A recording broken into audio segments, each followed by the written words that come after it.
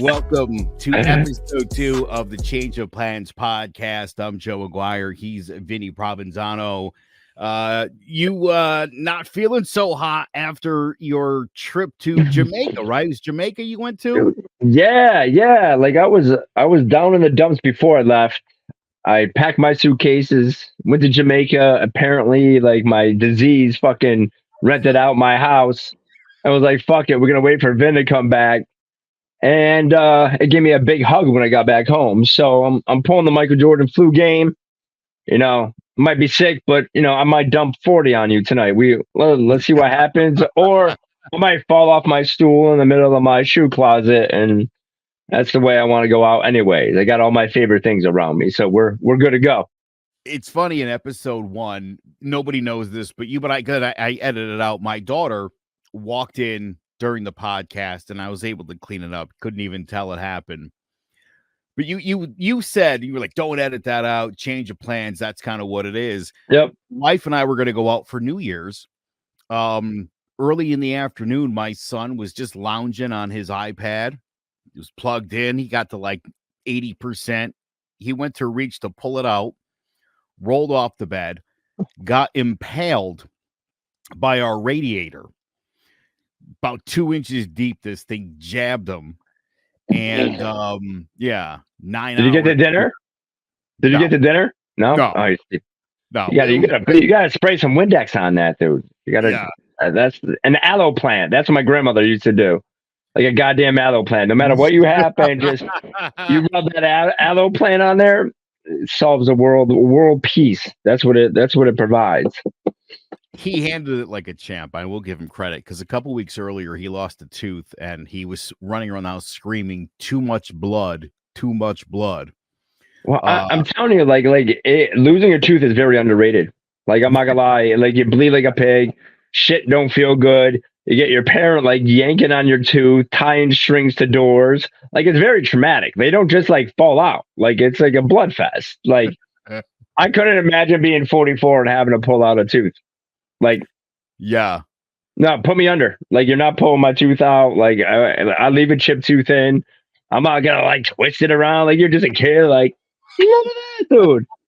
None of that. I get like a little hangnail. I stub my toe, ingrown toenail.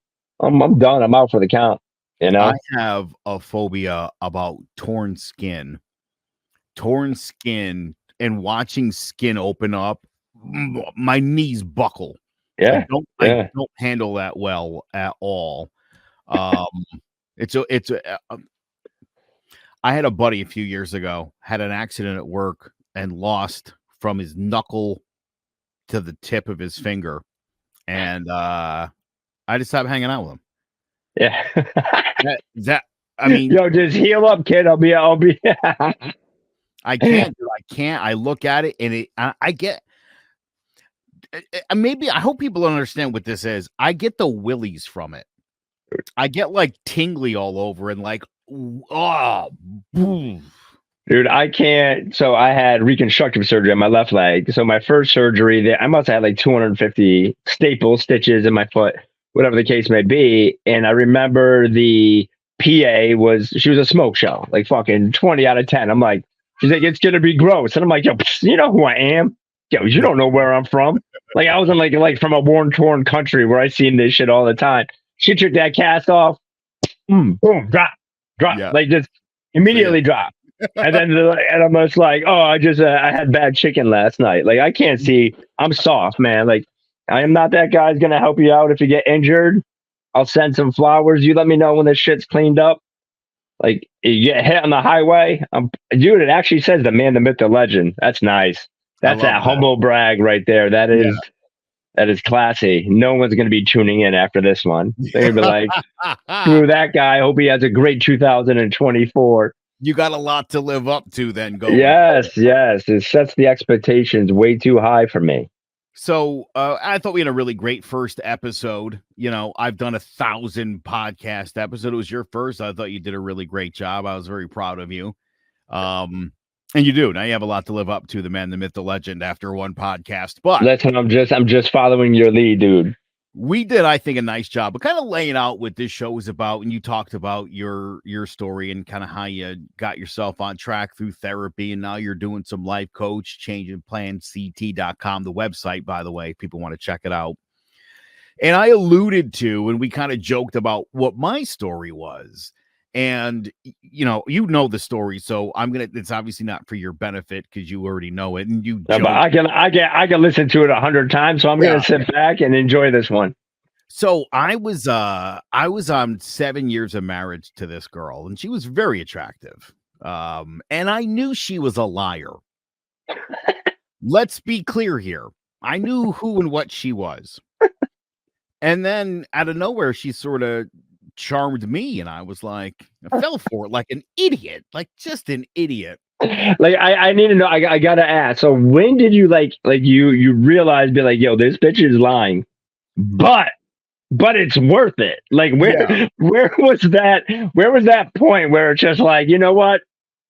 It doesn't pass the smell test, but I'm gonna Yeah. roll the dice on this one. I'm gonna change her. Well, That's what it was.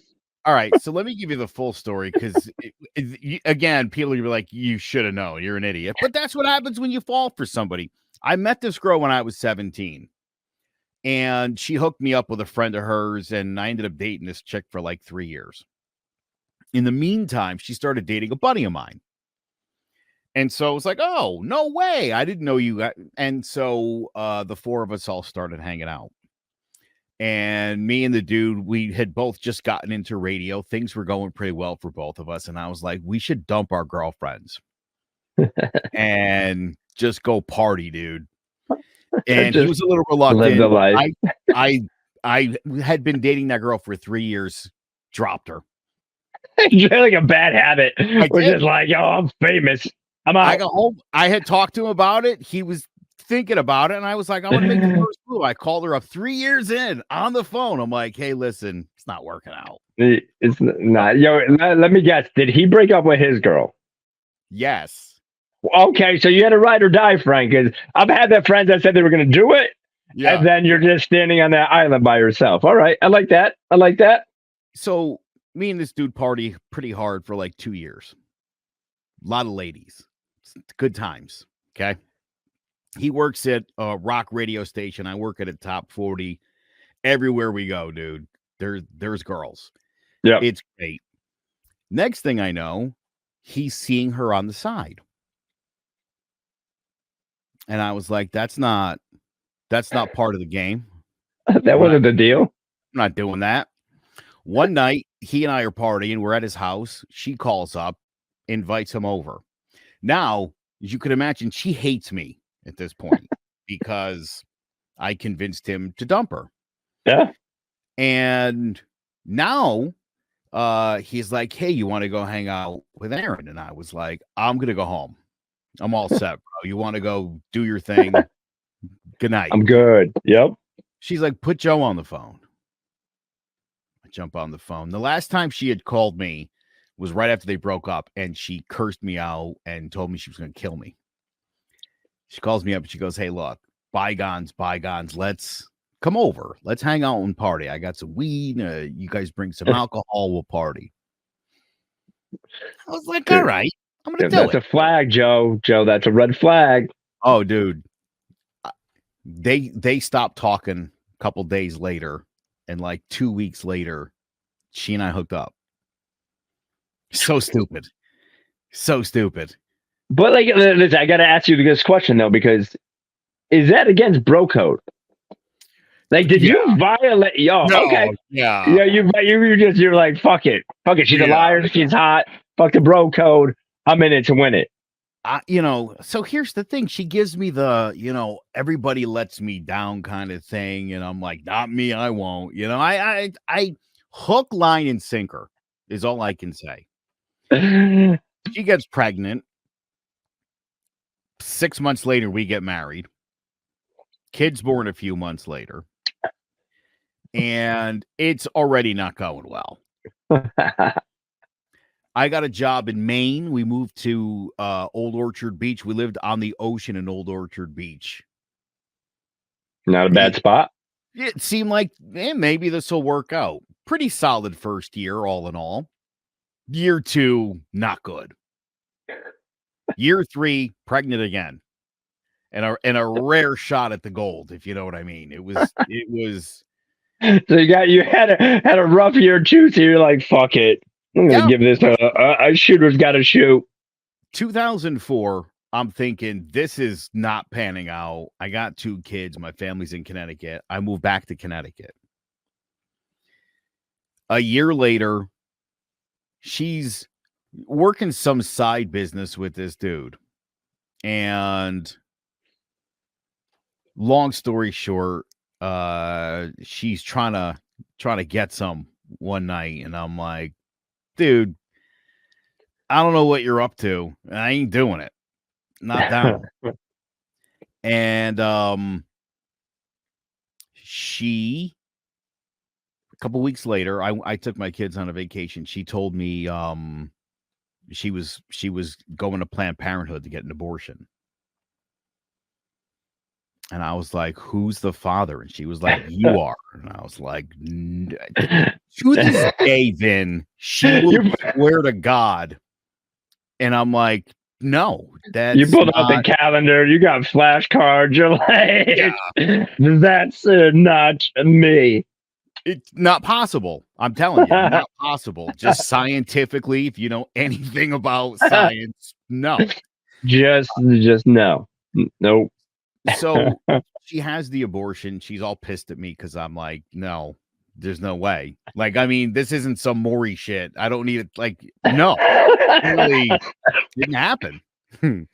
So, I'm ready to split. And she's like, let's work it out. Let's make it happen. And like an idiot, like the whole time I always thought if we could just sort of get over the hump, everything would be all right. And it never got there. You ever wonder what that hump was? Like when people say that, they're like, we just got to get over that hump. You know what it is? There's good days and bad days. A lot more bad days than good days. She was smart enough to know every now and again, do something nice for him, make him feel special. And so every time you start to really kind of doubt things and maybe I'm being a little standoffish, do something sweet. But what's the sweet part? Be like, yo, P.S. I'm having an abortion, and you know it's not your kid. Like, I mean, dude, Joe, I'm gonna let you know. I'm gonna let you know that's the hump that I might not get over that hump, dude. I don't know what bread she was buttering after that. You're like, oh, I'm getting an abortion, but I got you a basket of candy canes. So we're even. We're fucking even. Candy canes, I knew you were a candy cane guy. That's what it was. And she was a redhead, which again, I mean, listen, I'm not going to say it. I'm happily married to a brunette, and I love my wife. But everyone knows about the redheads. Yeah, got to be careful though. That's a mistake. Terrible. Just like there's guys like I think, and this might offend some people, but I think if you're a redhead, you have to come with like a warning label. It's like cigarettes, right? You're going to enjoy it, but that redhead may fucking kill you. Like it's not good for your health. Like a Surgeon General fucking there should warning. Be a warning. There should be. 7 years, and as I look back on it, I'm like, that was pretty good for a redhead. 7 years, wow, that's a good run. That's it's like 49 in regular years, So things are seemingly going well, just like 2007. And she comes to me one day. Kids had just gotten home from school, and she's like, "Hey, I just got some bad news from my mom. My dad's got cancer. He's got a few weeks to live." Now, by this point, Vin, I'm not stupid. Like everything this woman says to me, I question. And I go, well, why don't you go down there and spend some time with them? And she was like, I'd like the girls to come. I go, they don't know your dad. But why introduce them to a guy who's going to die? Like, I don't think like why waste their time? Yeah, That's you know. aggressive, dude. That's like, hey, your time is valuable. Fuck it, the Yeah. guy's gonna die anyways. You're good. Nice, So Joe. Nice. here's what she does. She calls the kids into the room and she's like, listen, my daddy's going to die and mommy's going to go down and spend some time with him. And they start crying. They don't even know the guy, but they're like, your Yeah. dad's dying. That's so sad. And she goes, do you guys want to go with mommy? And they were like, yeah, of course we do. Yeah. No. So I'm like, all right, listen, go. Keep me abreast. If your dad dies, let me know. I'll fly down, do the funeral and all that. So Now, I have like a Coke drip, by the way. I don't want to interrupt your story, but I really look like I got a bad habit today. So, and I don't. I'm just letting everybody know. It's the second episode. I don't have a Coke problem. yeah, Sorry, we're not Joe. doing Coke till about 12 episodes in.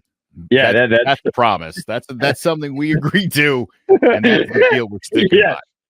by. So my older brother and I have a weird relationship.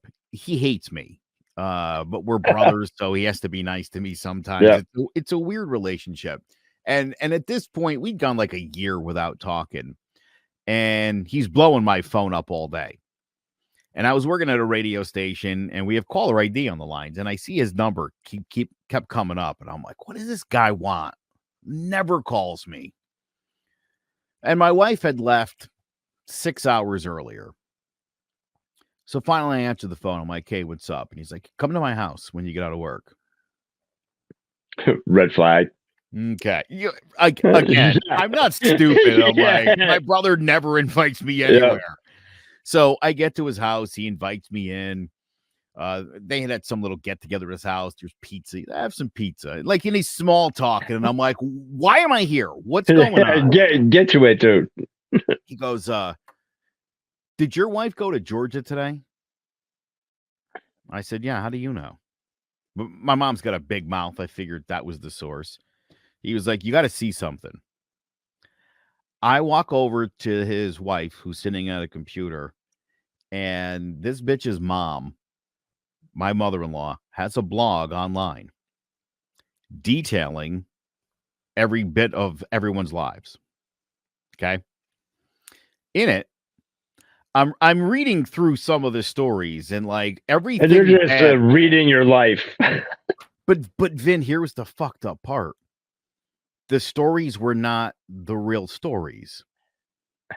I'll give you the perfect, for instance. She had her cell phone bill due.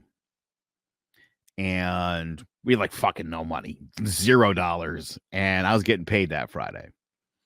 And she had the phone with Verizon. They're like, we're going to shut your phone off. And I was like, tell them we'll pay him on Friday. She's like, deduct it from my account Thursday. I go, Friday. Yeah. All set Thursday. Yep. And she hangs up. I go, they're going to turn your phone off.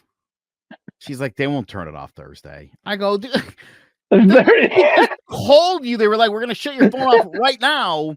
And you're said, like, Thursday. I'll pay you Thursday. And I said, there'll be money Friday. Well, the story was on the blog that her cell phone got turned off because I bought cocaine and I didn't have any money. Now, a minute ago, I do realize I joked that we're going to do cocaine. Yes. That was bad timing. It was just bad timing. Yeah, I don't do cocaine. I never have, and I've never purchased it. So you're going to see the disclaimer go across the bottom of the screen. Doesn't do coke. Also, here's another one. I told you the year she was hanging out with that other dude, her business partner. My birthday came. Friend of mine called me up. Real hot girl, Sam. What are you doing tonight? Your wife going? You guys going out? I'm like, she's not even home. She's gone. She went out tonight. She's doing business work. This girl was like, I'm taking you out to dinner tonight. We went out to dinner. And then went somewhere else, had a drink, and that was about it. The story in the blog was I went out with my girlfriend and blew my wife off that night. So it was like I recognized all of the scenarios in the blog, and it's like that's not what That happened. it's kind I of like can't an believe. alternate endings, like those books, like to choose Yes, your own adventure. yes. Oh my god, dude. Yeah, it was crazy. And like I'm looking at my brother, and because now I know he read it, and I'm like, none of this is true. Like Yeah, this is I didn't do blow, and I wasn't out with my this girlfriend. is so messed up, dude. What is this lady talking about? And then the latest entry was that my wife was moving to Georgia with the kids and that I had given her permission. Yeah, that's. Oh, I could imagine your face, just like what? you want one better? What? She writes about her husband, whom she refers to as daddy for some southern weirdo reason. Daddy had a mole removed from his back. Test results came back benign. No cancer. Yay!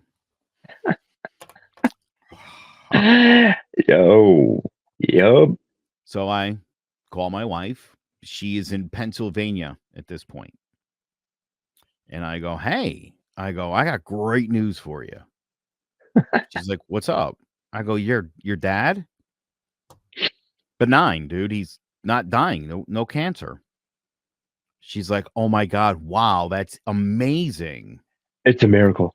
I go, Aaron, do you know how I know this? She's like, no. I go, got it from your mom. She was like, my mom told you that? I said, yeah, got it from your mom. Right from your mom. All her thoughts on the matter. All of her thoughts. And she's like, well, that's great. I'm like, nope. She also said that you gave me permission. I gave you permission to move to Georgia with the kids.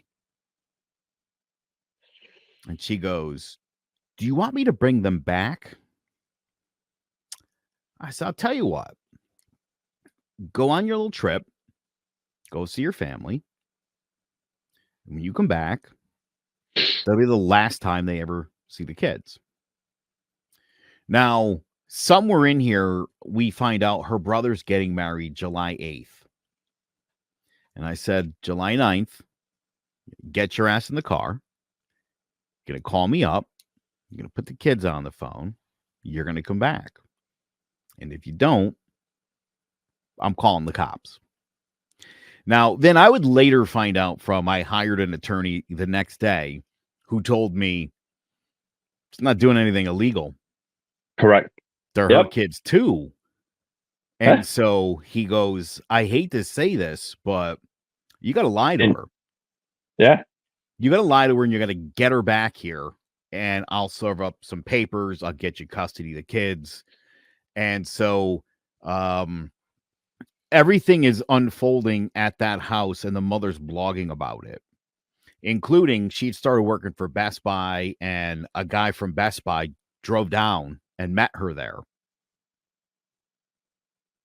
And it's all in the blog. And I'm like, so I called her the next day. I go, hey, Nate's there, huh? What are you talking about? I go, your mom told me this. The ultimate snitch. Like, yo, she's losing her. She's like, my mom told you that? I go, yeah, your mom said it. Your mom said Nate was there. That's, and then she's like, yeah, their headquarters is in Atlanta and he got an award and he just happens to be down here. So we met up. Okay. And so he's there for like 5 or 6 days in a row. He shows up in the blog, right? He's just visiting. So the next day, like 3 or 4 days later, all right, I got a lawyer. We're already working on some shit. The mom says she's going to enroll the kids in school. So my ex-wife calls me up and she goes, hey, what are the kids' social security numbers? 1-800 fuck you. Get the kids. Like, I go, I don't know. She goes, can you get the cards? I'm like, I'll look for them. I knew where they were. I had them. And I was like, dude, yeah, I can't find them. Listen, I'm going to look around for them. As soon as I find them, I'm like, I'll let you know. I don't think they were given any social security numbers. I think it was a fluke. So now a couple more days go by. She calls me up and she says to me, "You should move down here. You'd love it here. Houses are super cheap. They're really nice." I'm like, "Dude, you're insane. You think I'm going to move to Atlanta? What are you even talking about?" July 9th, be in the car with the kids. Don't bring Nate. Okay. She's like, "What are you talking about?" It's like, "You guys had lunch today at the house. I know this. Because Your your mom mom told me. blocked. Your mom said it." Now, in the blog, her and her mom are fighting because her mom's like, "I don't understand. He keeps saying that you're telling him this stuff." And neither one of them has put two and two together as the mother continues to write the I mean, it's like a bad James Bond villain. It's like, "Here's my whole plan as I dangle you over the shark Yeah. cage." It's like, "No, dude, don't do that." So, um, I said to her, "Listen," I go, "if you come back, pack up all the kids' stuff, we'll find the Social Security cards, you can go back down. How's that sound?" Thought about it. Georgia's nice. To get a good Southern education, I guess, you know? And she's like, "Wow, like, that's great." And so, she comes back July 9th. She calls me up. Um, she gets to the house. She comes in. She sits down on the couch. She's being all sweet. "How you doing?" There's a knock at the door. Something for you, young lady. I go to the door. I go, Yeah. "Hey, somebody at the door needs to see you." She's Chris like, "Oh, who Hansen. is it?" She goes, "Who is it?" I go, "You're going to want to see this." Yeah. She walks up to the front door, and there's the marshal, and he hands her papers. Like, "This shit's donezo." Um, he has custody of the kids. He controls all aspects of the custody, blah, blah, blah. She freaks out. "I can't believe you're doing this to me." you you can't? You lied to me. Did she say that? She had to Man, say that. through the bathroom door, she's hysterical crying. She says, "You're not really going to let me move down there with them, are you?" I go, "Are you out of your fucking mind?" She said, "I can't believe you lied to me." Yeah, of course. Of course. Oh, Yeah, dude. and that's my story, bro. That's That is how it all went down. that is wild. And just to let everybody know, since that time you've had primary custody of your kids, right? Always, yeah. They've Always, right? always have my daughters have always lived with me the entire time. And then in 2013, and now it's been 10 years, their mom terminated her rights and is back in Georgia.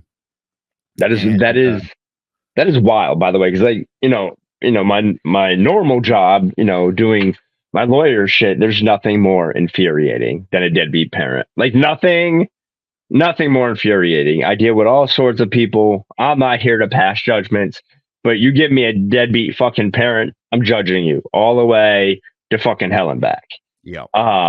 Which is crazy, but tell everyone your situation now. You're married now, right? Yeah. Yep. A couple years later I met my very beautiful wife who has auburn hair. Okay, so I think it's it's like a naturally brown. tinge. Yeah, it's Naturally a brown. yeah, Dyed with a auburn. little bit of crazy. Yeah. A little yeah. The So right I amount. yeah, so I guess my question, because I always find this interesting, because I always get the question as well, is the trust factor, right? Like, so you just had a crazy fucking story, like Showtime, like this shit, some weird Lifetime movie with a crazy mom, crazy ex-wife, right? And then you meet somebody else. So, like, how did you come to trust that person, right? Like, how did that go down? So, a weird story. I could get into this part another time. I knew this girl from grade school, and we went to a funeral. A mutual friend of ours from that school died, and we both went to the funeral expecting everyone else to be there, and they weren't. And so, like, a handful of us all went to a bar afterwards. And it was clear from the get-go. She would happen to be 31, hot and single, and I was divorced and hot and single. And yeah, we just sort of gravitated towards each other, and we started dating. And Did you, again, but did you find it, like, I guess my question is, did you find it easy as far as, like, no, not at jumping all. back in? Like, yeah, Here's that's here's the worst part. She worked in Boston. She was working and living in Boston at the time. yep. And so, we were like seeing each other on weekends. I'd go up there, she'd come down here, a weekend off, and then we'd sort of switch it up. And she started to really like me. And so she left my house one night, Sunday night, called me up and like wanted to break it off. And I'm like, yeah, that's probably best. I don't know. Have a good I was day. like, dude, listen, you live in Boston, I live in Connecticut. Like, why don't we just, maybe it doesn't have to be every weekend. Maybe we just kind of hang out and kind of see how it goes. I thought, great situation. This chick's amazing. Yeah, score one for me. Yeah. Hall pass every weekend. We're good. And so, yeah, like an idiot, we still just kept hanging out and, got more cutesy and flirty back and forth. And then she sold her house. And she was like, I'm going to quit my job and move to Connecticut with you. That's aggressive. That's I was like, ooh, I can't have cats at my place. So I'm allergic. no, I bring yeah. out hives. She brought the cats and moved in. Yeah, of course you did, dude. And yeah. And so I was like, that threw me for a loop, but she was like in love. She was like, this is my guy. She loved my kids.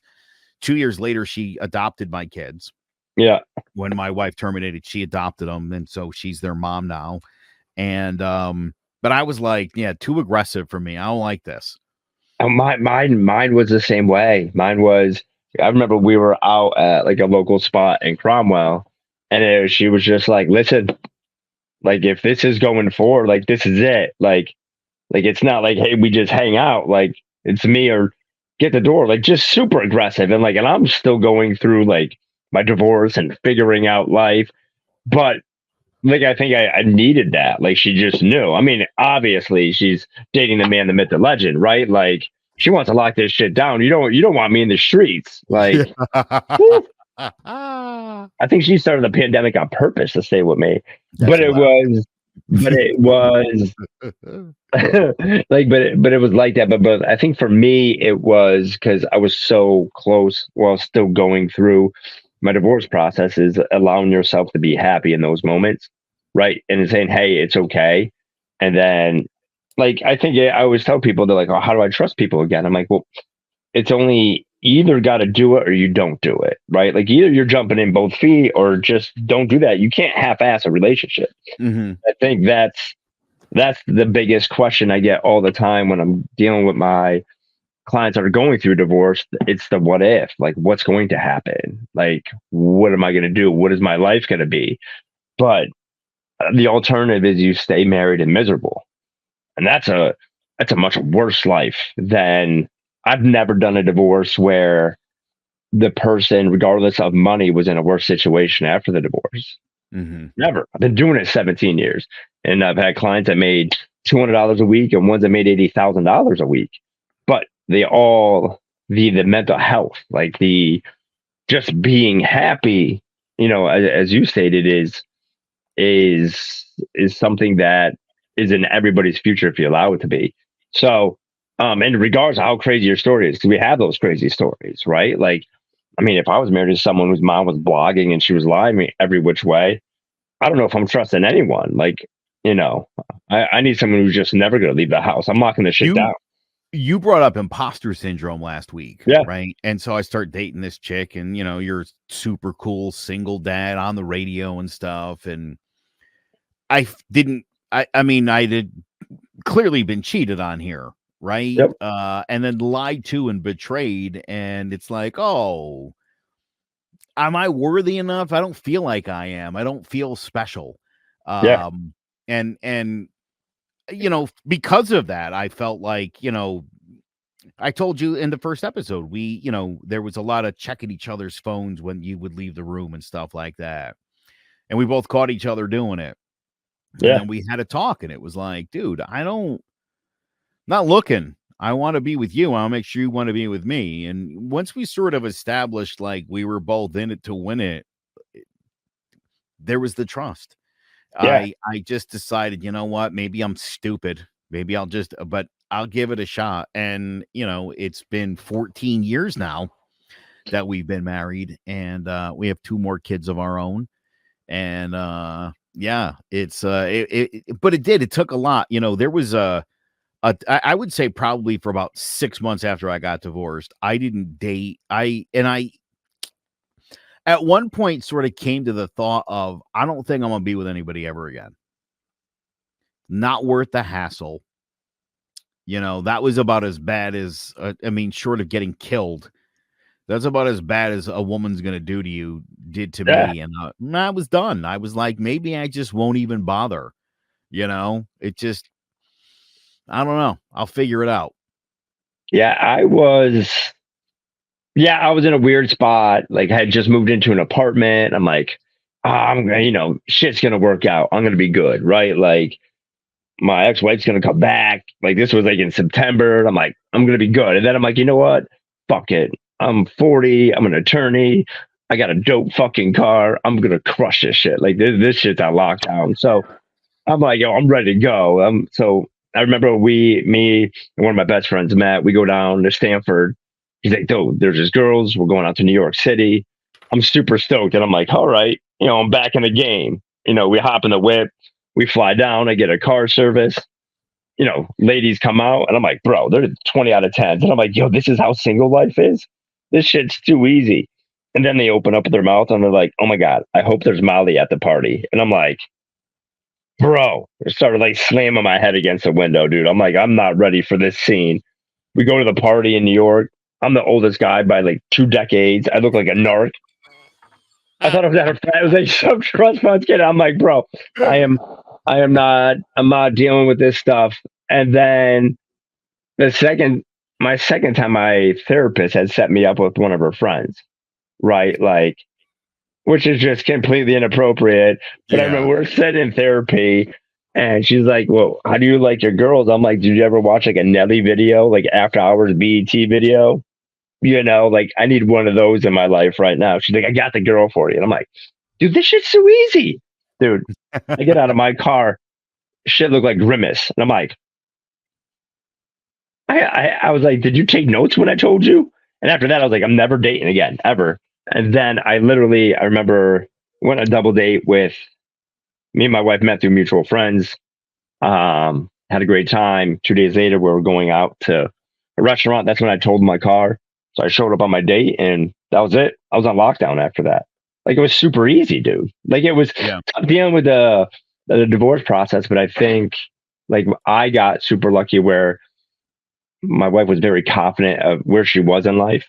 Like, she was already in her lane, already doing her thing, and it was basically, hey, if you want to join me, cool beans. Like, I like having you around, but I don't need you around. And I think that for me was like the kind of the switch where, I wanted someone who just wanted to be with me for me. They didn't need to be with me. You know what I mean? Yeah. Like if my wife will tell you, she'll be the first one to tell you, like, if I just left for 6 months, like, off the war, she'd be like, yeah, you know, I'll be good. It's nice having you around, but I'm good when you're not around. But, we add to each other's lives. But I think having that type of confidence from somebody else in your house goes a long way, especially when you've gone through different things in your life to get to this point. So, and then we end up here, me and you, Joe, just hanging out, shooting the shit. Yeah, well, that's what it's all about, it's funny. I don't know when I first told you the story if I even told you all the intricate details of the story. I think that was a much more detailed version, and it's funny, I don't talk about it much. Yeah. My wife will bring some of that stuff up sometimes. There was some years there before she terminated where my ex-wife was still in the picture, but I've moved on. This was funny. 2 years ago, my ex-wife messaged me through Instagram and asked me if she could borrow $175. It's a very exact amount, by the way. Oh yeah, weird. I'm always like that was weird, and I just ignored the message. Oh, you did. Yeah, I don't care what she needs $175 for. But I think as men we need to have you need to tell these stories, right? Like you need to um share them because there's a ton of we're not the only ones that have gone through shit, men and women. But people need to talk about it because that's life. That's real life. It's not Instagram life. It's not Facebook, TikTok life. Like that's real shit. And like to share it and show that hey, real people actually bounce back from that and enjoy a good life after the shit show is something that needs to be shared. Like, and sometimes people aren't comfortable yet talking about it, but I find it the more people talk about it, their situations, the more comfortable other people get, and in turn are helping out other people. So I think you being able to share it in a very open manner is huge for everybody else because we all have those stories. But especially like men, we're not supposed to talk about that stuff. We're supposed to be bulletproof, right? That's how I was raised. We don't show emotion. I don't give a fuck what happens. We Yeah, get through it. But like that's not real life either, you know. But that's awesome, man. And now you got cats. You got a lot of cats, bro. We got 3, 4 cats. You don't even know how three, many cats you have, right? three cats and a dog Mm. at least. Yeah, that's what I'm saying. Because like last time I talked to you, you weren't sure how many cats you had running Yeah, around the house, dude. yeah. You're like, There's you're been like, a is that lot a new over the one? years. We've had like 8 cats total. Yeah. Where did you get? You just buy the cats that don't have 9 lives. They're Yes. just like you just buy the ones that have 1 life and they're done. Yeah. It's funny. I told you I'm not a cat person, and then we got these 2 kittens after the cat I buried in the storm. Yep. We got 2 kittens, and they were adorable. They were super not comfortable, and they were hiding everywhere. And they got outside one day with the older cat, and my wife was like, I don't want them to go outside. I don't. It's not a good idea. And yeah, they both vanished. Dude. Dude, I'm telling like I can't deal with cats. I'm not gonna lie, but like I can like they're like fucking furry people. They give you attitude problems. But then like so me and my wife we were just in Jamaica, and I talked to everybody. So we're talking to the guy driving us around, and there's dogs everywhere in Jamaica, which like just infuriates me because I think every dog should sleep in the Cali king bed, like in a Tempur-Pedic bed too, right? Like they should live my life, take showers like human beings, stuff like that. And he's like, I had this one dog, it was my favorite dog, but he used to sleep under my car and I ran it over one morning because I didn't know he was under there. But like, it was just like someone asked him for a Diet Coke. It was the saddest story I've ever heard. And he was just like, it happens in Jamaica. And I'm like, that is the wildest stuff ever. But the one thing I did learn in Jamaica, which I think this makes it like the greatest place on earth, is that he was talking about how he describes like people who come to the island. So they don't have this big idea about race, right? So he's like, if we see an Asian person, regardless if they're Chinese, Japanese, whatever, we call everybody Mr. Chin, which is just wild, right? Like the dichotomy. He's like, if you're like a light skinned Jamaican or white, we call you Mr. Pinky. If you're ugly, you're just Mr. Ugly. Like it's the craziest, but it made things so simple, right? Yeah. Like, like he was just like, he was telling me a story the other day. I guess he was driving someone from Pakistan, but he kept calling him Mr. Indian. And the guy was getting real mad. And he's like, sir, we just call it like we see it. And I'm like, that is just amazing. Like, I'm like, if you come to the United States, don't do it here. Like, don't, you can't identify people like that around here. You're not going to get very far. But it was crazy. It's definitely a different experience, but it was pretty funny. So, the one question I did have, Joe, what are your feelings on New Year's resolutions? I think, I think it's horrible. Yeah, Yeah. it's funny. The Tuesday when the kids went back to school, I got up a little bit early. I was Johnny on the spot, toothbrushes, picked out Yeah. outfits, grabbed some snacks, brushed my daughter's hair, and my wife was like, "Wow, this is what I like. You were super helpful this morning. And I looked at her and I said, that was my New Year's resolution. And she just felt so happy to hear that. And then I said, but you know how resolutions go. I'll be done with this in like 2 weeks. And she Yes. laughed at that. She actually thought that was funny. Yeah. And I've definitely not been as helpful the last few days. No, I'm just Yeah, kidding. it just drives me crazy. Like I get it, it's a jumping off point, it's day one, but there's nothing more infuriating than the flurry of new year, new me. This is gonna be the year, and the person's 65 fucking years old, and it's Mhm. hasn't been the year for 6 fucking decades.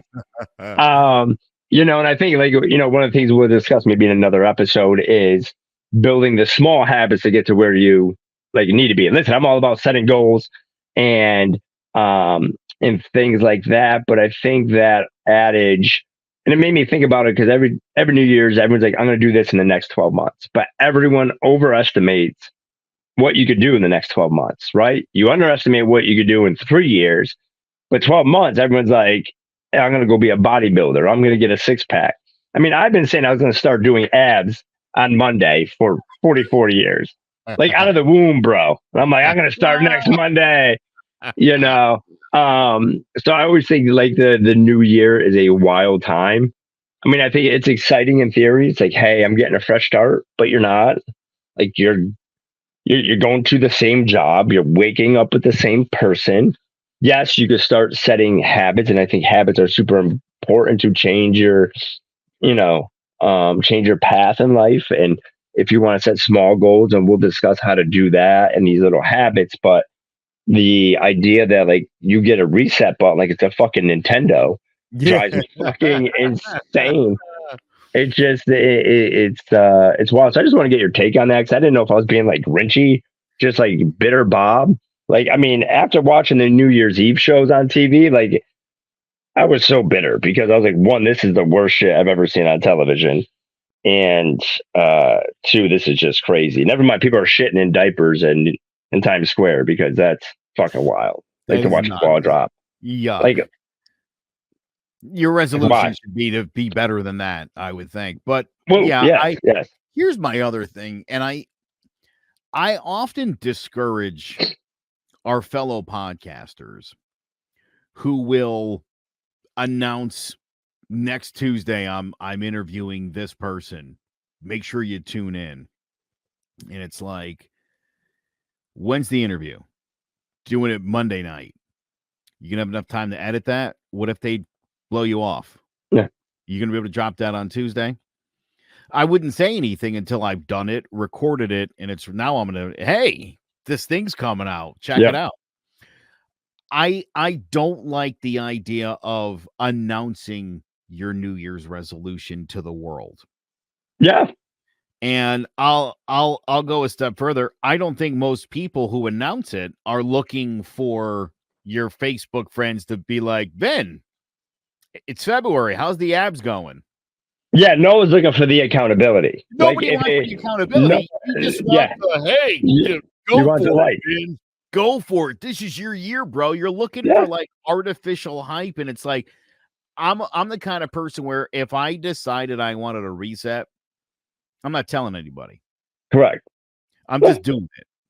I'm gonna plan out what I'm gonna do. I'm also a fan of I make I make to-do lists. yep, I'm a to-do list guy. There's a million of them in my phone, in my email, and written down on paper. I write down what I gotta do and I knock it all out.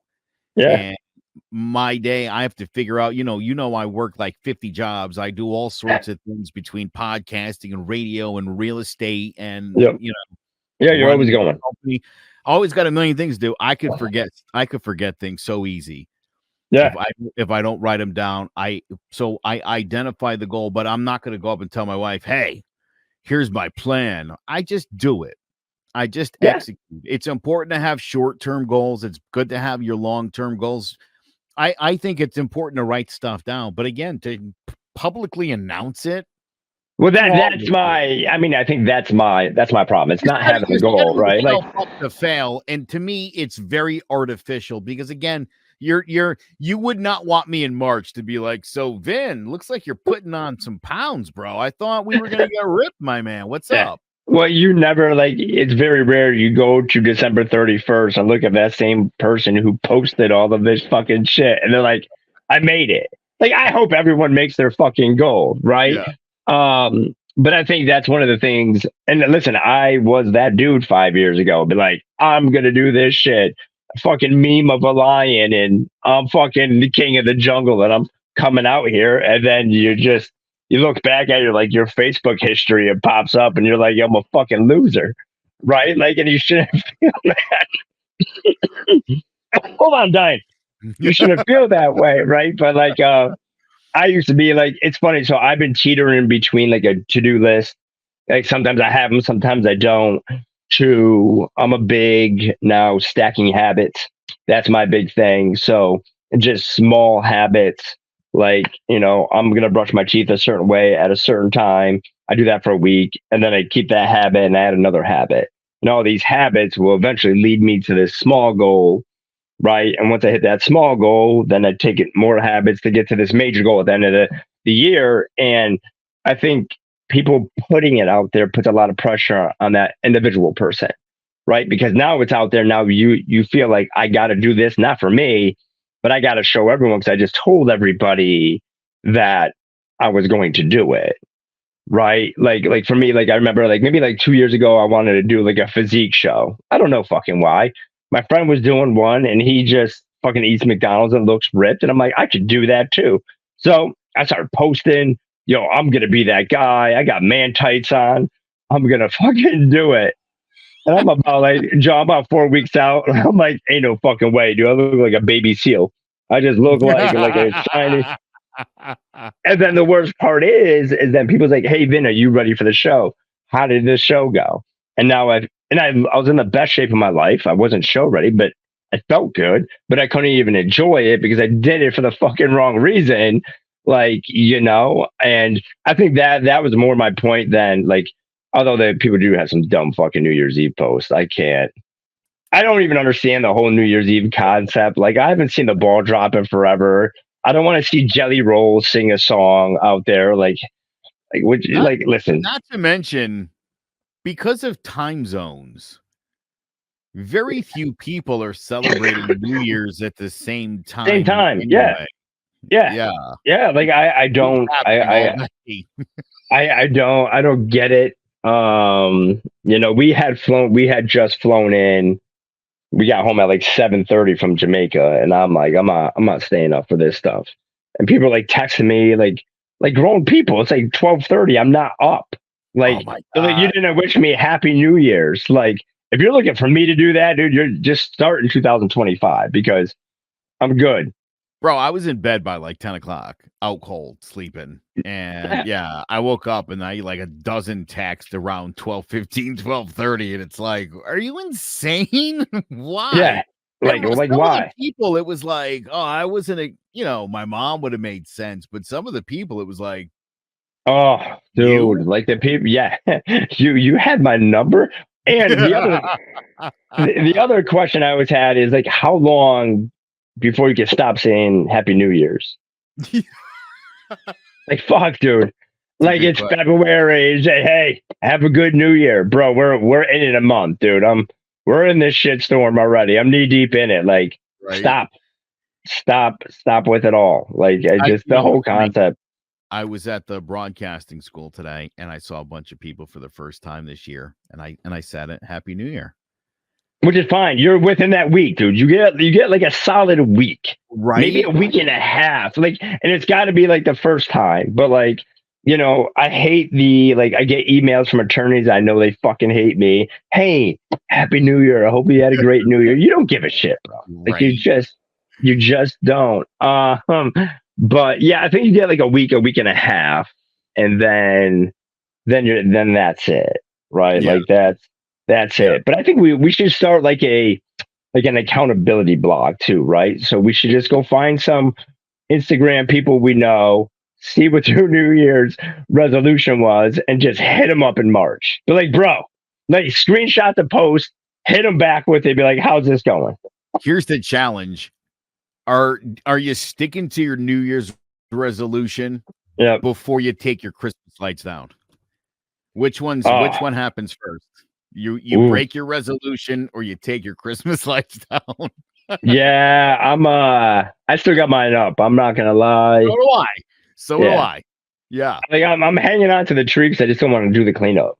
Like that's 100%. Yeah. I only set my stuff up December 21st. So I'm not just oh, gonna that is horrible. Yeah, no, I know.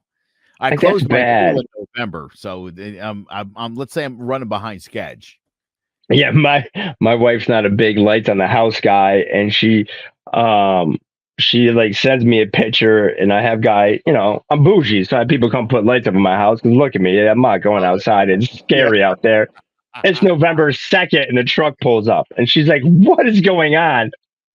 I'm like, "Fucking first person in the neighborhood with lights," and I'm like, "I'm getting my money's worth." Put that shit up in October. Yeah. Like I want all the lights, but I'm not taking them down either. So whenever they get here, It's the biggest racket, bro.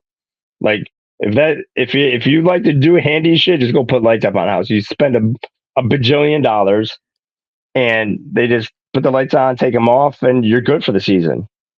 I heard It's wild. roughly what the fee was on that, and I was shocked by it. But you're right, dude. If you put up Christmas lights on 6 houses, you're good. You're gonna have some kind of Christmas.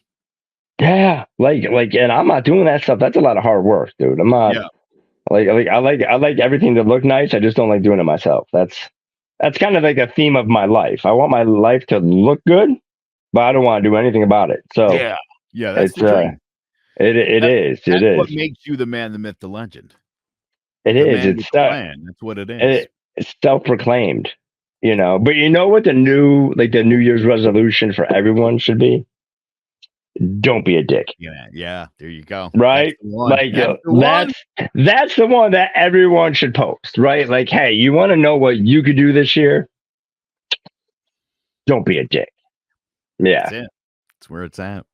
All right, that is going to do it here for episode 2 of the Change of Plans podcast. Make sure you like and subscribe and invite your friends and everybody you know to like this thing. Visit changeofplansct.com. That is the website you want to get in touch with. Then that is the way to do it. You can check out all the blogs and all the menus of if you want to get in touch, you want to get some sessions, you want to get right with the Lord. This is the man that's going to help you do it. That was an aggressive one. That's that's some high expectations. I don't know if I'm gonna get you there, but we'll work on it if that's your goal. He'll get you right with somebody. Maybe somebody. Not no one. All right. For Vinnie Provenzano, I am Joe Aguiar. We'll catch you on the next episode of the Change of Plans podcast.